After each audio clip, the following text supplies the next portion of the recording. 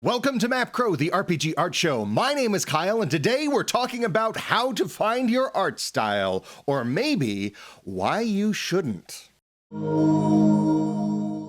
Today's episode is brought to you by the Cloud Curio Kickstarter for Zine Quest Broken and Sleeping Hearts. So I've invited Amber here to tell us all about this project. Hello, it's me, it's Amber. Cloud Curio has 2 homebrew-ready system-neutral adventures currently live on Kickstarter until March 12th, 2023. One is a gothic fantasy with NPC romance and combat, and the other, written by me, is a pastoral fantasy with exploration and puzzles. Both have maps drawn by Kyle, so you should go check them out. The link is down below in the description, and now I gotta go. Bye! I've been teaching art and illustration for almost 10 years, and I have been practicing art professionally for about 15. So I hear certain kinds of questions over and over and over again.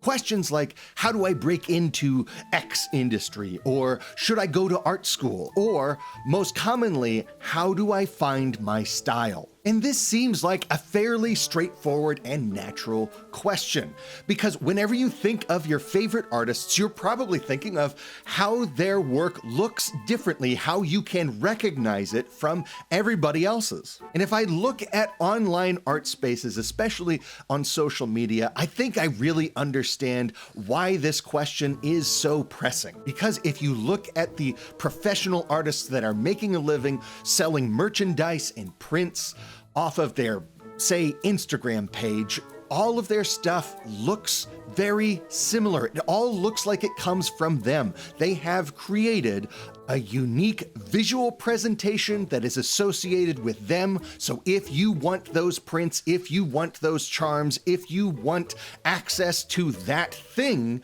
you have to come to them to get it. It is a product line. It is a company identity.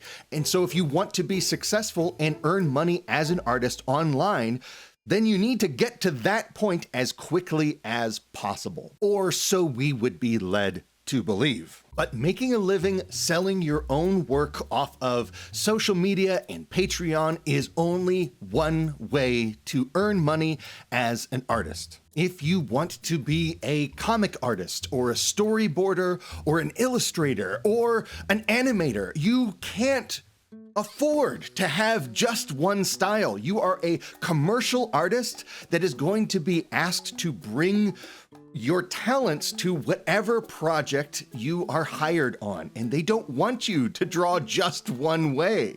They want you to draw the way that the project needs to be drawn. Many kinds of commercial artists want to be able to draw lots of different ways. So the question then, how do I find my art style, is a little silly and out of touch with what the life of a commercial artist actually entails. And it's also kind of missing what I think is a far more important question for every artist to ask and answer in their own way. What are styles for? Throughout all of art history, some of the most compelling and memorable art experiences have been formed not just to differentiate oneself in the marketplace, but to meet specific design goals, to marry themselves to a specific time and place, a specific budget, a specific time frame, a specific technology, a specific culture. It is not a shallow cosmetic flourish to establish a brand. It is to carry meaning and to have a conversation with other artists and people, to create something that is a fixed point of conversation that can last longer than the artist can. That is what style is getting at. That is what style is for. So the question that I always want to ask people who ask me, how do I find my style, is why would you want to rush that? It's the artistic equivalent of when you're having a conversation with someone and you can tell that they're just waiting for their turn to talk and they're not really participating or listening to what you have to say. Or imagine if you wanted to learn how to cook, but you insisted only on ever eating paninis or something, right? Like there's so much more out there.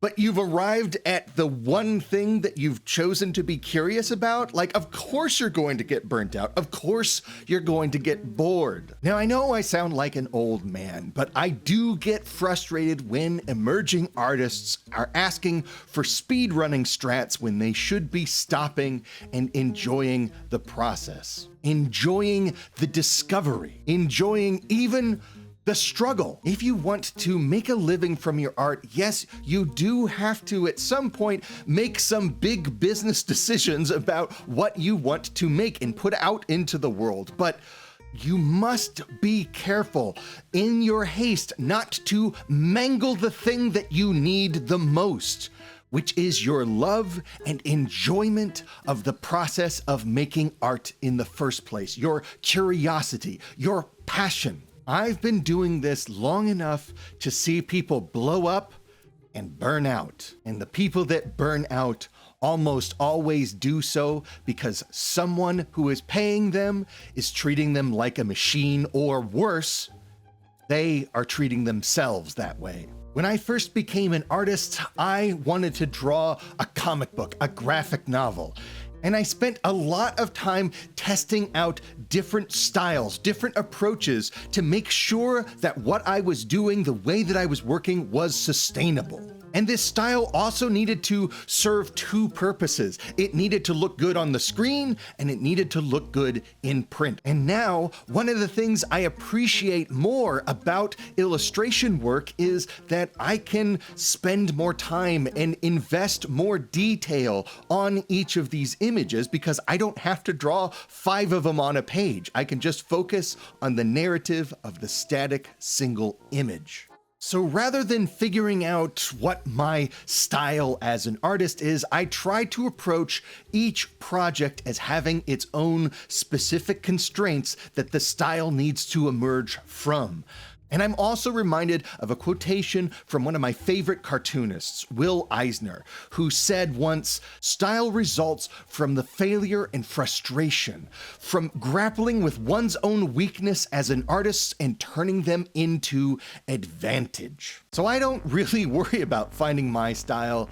My style will find me, and it will be another limitation that I will have to integrate into my process, just like the limitations of how much time I have, what the budget of the project is, and what kinds of technology I want to use to make it. Thank you so much for watching, and before you go, please click the link to Broken and Sleeping Hearts, 2 amazing and gorgeous zines that I am proud to be a part of.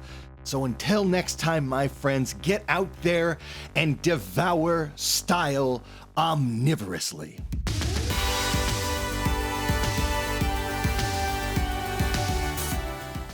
And welcome to the Aftercrow. So last time I asked for the comment section to be filled with a bunch of different suggestions for books on how to draw. I suggested Ed Emberley's Draw a World, but there were a bunch of different wonderful suggestions to follow, and I'm not actually familiar with too many of them. So be sure to swing by that comment section and check out some of those other suggestions, but I wanted to highlight a few of them here. So probably the most reoccurring 2 that I saw were Scott McCloud's Understanding Comics, which isn't really about how to draw, more like how to read comics. It's almost more of like a critical art analysis book, but it itself is a comic book and definitely worth reading. And then another one that was repeated a few times was Richard Williams' The Animator's Survival Kit, which I'm sure is also really wonderful.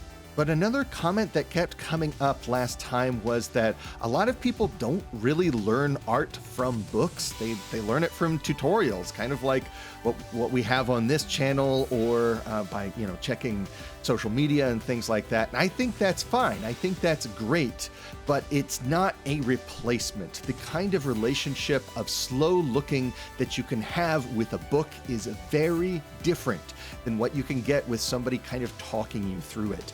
And you have a chance to kind of have your own thoughts and make your own discoveries when you don't have some knucklehead like me yammering over the top of some visuals. And that is really important. That is something that you have to continue to prioritize and fight for in your practice, is a space where you can have your own thoughts and make your own discoveries to set your own priorities in your learning.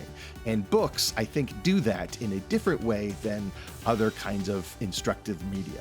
So that'll do it for now. So I will see you next time.